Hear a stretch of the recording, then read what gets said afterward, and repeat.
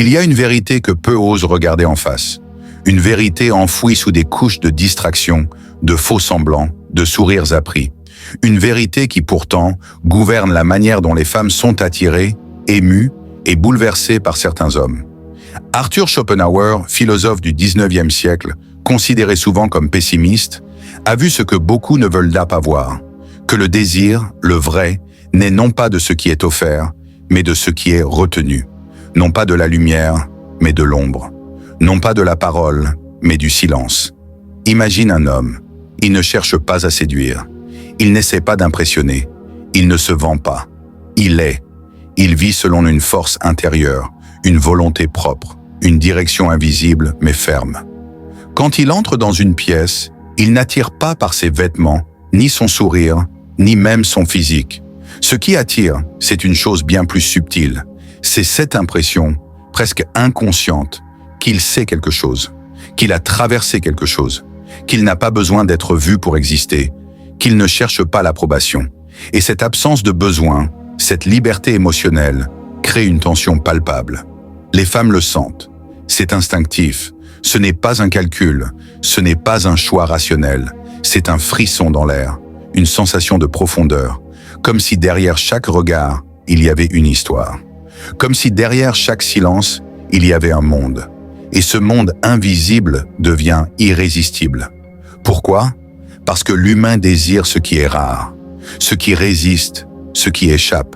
Et cet homme, précisément parce qu'il ne se donne pas tout entier, devient un mystère, une énigme à résoudre, un écho qu'on veut suivre. Schopenhauer disait que la volonté est le noyau de l'être, pas les pensées, pas les émotions passagères, mais cette force profonde qui nous pousse à être, à agir, à nous tenir debout. Et quand un homme vit selon cette volonté, quand il ne se trahit pas pour plaire, quand il reste fidèle à son axe, il devient magnétique, il devient rare, il devient désiré. Ce qui rend fou, ce n'est pas ce qui est dit, c'est ce qui est tu, ce qui est suggéré, mais jamais offert pleinement, ce qui est montré par fragments et laissé à l'imagination. Un regard soutenu sans sourire, une réponse courte mais dense, un geste lent, maîtrisé. Chaque micro-comportement devient un signal, et chaque signal devient un appel. Mais attention, il ne s'agit pas ici de manipulation, il ne s'agit pas de jouer à être mystérieux. Le jeu se sent, la posture se voit. Ce qui est vrai en revanche traverse les masques. Ce type d'homme n'est pas en représentation, il est aligné, il sait ce qu'il veut, il connaît ses zones d'ombre, il ne fuit pas ses blessures, il ne cherche pas à les cacher non plus, il les porte avec calme. Et c'est cela la véritable tension, c'est cela qui crée l'émotion. Beaucoup d'hommes cherchent à combler, à remplir l'espace, à parler beaucoup, à rire fort, à flatter. Ils pensent qu'on que donner plus, c'est séduire plus. Mais la vérité est à l'opposé. Ce que Schopenhauer a vu, c'est que l'attirance profonde naît du manque, du vide, de l'absence partielle. C'est dans ce qui manque que le désir naît, pas dans ce qui est trop donné. Les femmes sont hypersensibles à cette tension. Ce n'est pas conscient, ce n'est pas logique. C'est animal, c'est viscéral. Un homme qui garde une partie de lui inaccessible, mais présente, devient une obsession. Parce qu'il crée une polarité, il devient le pôle mystérieux. Et l'autre pôle veut s'en approcher, comprendre, sentir, fusionner. Mais il garde sa distance. Il ne repousse pas, il accueille. Mais il ne se donne pas entièrement. Ce n'est pas une stratégie, c'est une manière d'être. Et c'est précisément ce que peu comprennent. Car dans notre société, on encourage le bruit, l'affichage, l'excès de tout. On nous pousse à être toujours visible, toujours disponible. Mais la vérité, c'est que l'excès tue le désir. La surdisponibilité tue la valeur perçue. Ce qui est rare fascine. Ce qui est mystérieux attire. Ce qui résiste obsède. Tu veux savoir ce qui fait que certaines femmes deviennent folles d'un homme? Ce n'est pas son physique. Ce n'est pas son argent. Ce n'est pas son humour. C'est cette tension interne, cette densité, cette capacité à ne pas plaire, à ne pas se vendre, à être entier sans être exhibé. Lorsqu'un homme reste centré sur lui-même, qu'il ne se précipite pas, qu'il ne surréagit pas, il envoie un message puissant. Je n'ai pas besoin de toi pour exister. Et ce message est terriblement attirant. parce qu'il brise le schéma habituel, parce qu'il force l'autre à venir chercher, à découvrir, à mériter. Et dans cette dynamique, l'émotion prend feu. Schopenhauer, lui, voyait le monde comme une lutte de volonté. Chaque être humain poussé par une force interne, souvent inconsciente. Mais ce que peu ont compris, c'est qu'un homme qui a dompté sa propre volonté, qui la dirige plutôt que d'en être l'esclave, devient exceptionnel. Parce qu'il n'est plus réactif, il est créateur, il est stable. Et cette stabilité intérieure, dans un monde de tempête, devient un refuge, une ancre, une puissance. La psychologie humaine adore le contraste. Et cet homme crée ce contraste. Il est calme, mais intense. Il est présent, mais distant. Il est doux, mais ferme. Il ne court pas après, mais il attire. Ce contraste déclenche une avalanche chimique dans le cerveau féminin. Dopamine, adrénaline, oxytocine, tout s'emballe. Parce qu'elle ne comprend pas, elle ne contrôle pas, elle ne peut pas prévoir. Et ce manque de contrôle devient une obsession. Chaque fois qu'elle croit l'avoir compris, il montre une autre facette.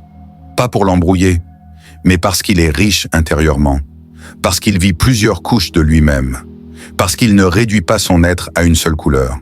Et elle veut tout voir, tout ressentir, tout explorer. Mais il ne se laisse pas ouvrir comme un livre. Il n'est pas un roman facile, il est une poésie dense à relire plusieurs fois, à ressentir plutôt qu'à comprendre. Et c'est cela qui rend fou. Car dans cette poésie, il y a des vérités qu'elle n'a jamais vues ailleurs. Il y a cette fois où il l'a regardée sans dire un mot. Elle a senti que tout son être était vu, sans jugement. Il n'a rien dit, il n'a pas complimenté. Mais dans son silence, elle s'est sentie belle. Et ce sentiment-là, elle ne l'oubliera jamais. Il y a ce jour où elle a voulu une réponse, une promesse. Il a répondu avec une question. Il n'a pas fui, il est resté. Mais il n'a pas rassuré faussement. Il a laissé place à l'inconnu. Et dans cet inconnu, elle a senti qu'elle devait grandir. Il y a ces instants où il part dans ses pensées, où il s'évade, où elle ne le rejoint pas. Et elle sent que quelque chose d'immense vit en lui, quelque chose qu'elle veut comprendre, quelque chose qu'elle veut toucher. Mais ce n'est pas donné, c'est à elle de chercher, de creuser, de mériter. Et elle le fait, encore et encore, parce qu'il est devenu rare, parce qu'il est devenu précieux, parce qu'il est devenu cette présence silencieuse qui fait plus de bruit dans son cœur que tous les bavards réunis. Tu veux incarner cela? Commence par t'écouter vraiment, par te connaître, par plonger dans tes douleurs sans les fuir, par cesser de mendier l'amour, par devenir le centre de ta propre vie, pas en t'isolant, pas en méprisant, mais en cultivant ton axe, ton monde, tes silences. Ne donne pas tout, ne sois pas toujours là, ne sois pas une évidence, sois une découverte. Parce que ce que Schopenhauer a mis en lumière, c'est que l'âme humaine est assoiffée de profondeur. Et dans un monde superficiel, un homme profond est une révolution. Tu n'as pas besoin d'être parfait. Tu as besoin d'être vrai. Tu n'as pas besoin d'avoir toutes les réponses. Tu as besoin de poser les bonnes questions. Tu n'as pas besoin d'avoir toutes les réponses. Tu as besoin de poser les bonnes questions. Tu n'as pas besoin de tout donner, tout de suite. Tu as besoin de préserver ce qui est précieux, de le faire mériter, de le faire attendre. Parce que c'est dans l'attente que l'émotion grandit. C'est dans le silence que le désir se forme. C'est dans la rareté que naît la valeur. Ce que Schopenhauer a compris dépasse la simple séduction.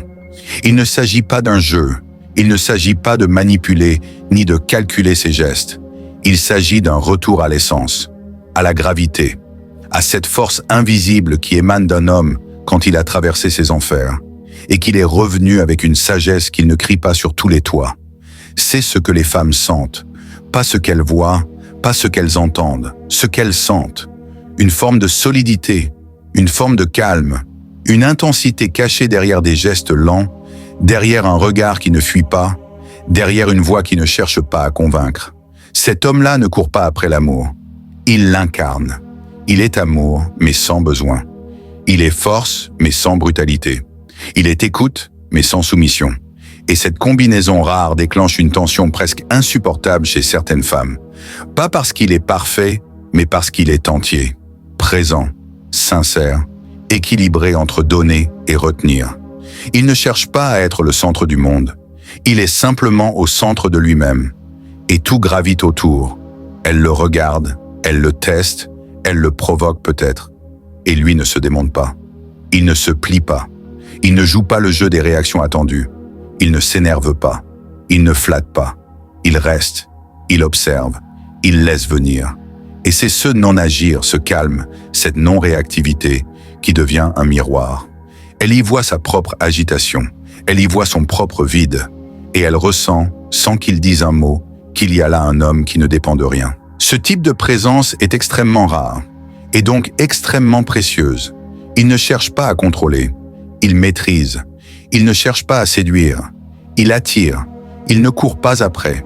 Il crée l'envie par sa simple manière d'exister. Elle commence à penser à lui la nuit. Elle commence à rêver de lui sans comprendre pourquoi. Elle commence à s'interroger sur ce qu'il pense, sur ce qu'il ressent, sur ce qu'il cache. Elle cherche des signes, elle scrute ses silences, elle devine des choses. Elle invente peut-être. Mais c'est ça le pouvoir. Il l'a laissé entrer dans un labyrinthe. Il n'a pas fermé la porte. Il a entrouvert, juste assez pour éveiller la quête. Ce n'est pas de la fuite. Ce n'est pas du rejet.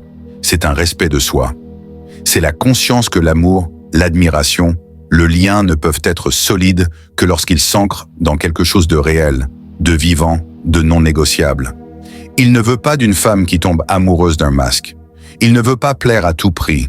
Il veut être vu tel qu'il est, dans sa force et dans sa fragilité.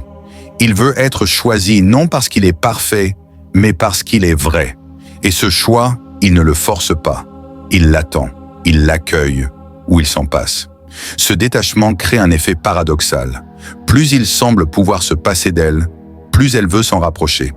Parce qu'elle sent qu'il est déjà complet. Et que s'il ouvre son monde, ce sera un privilège. Pas une miette, pas une stratégie, mais un don véritable.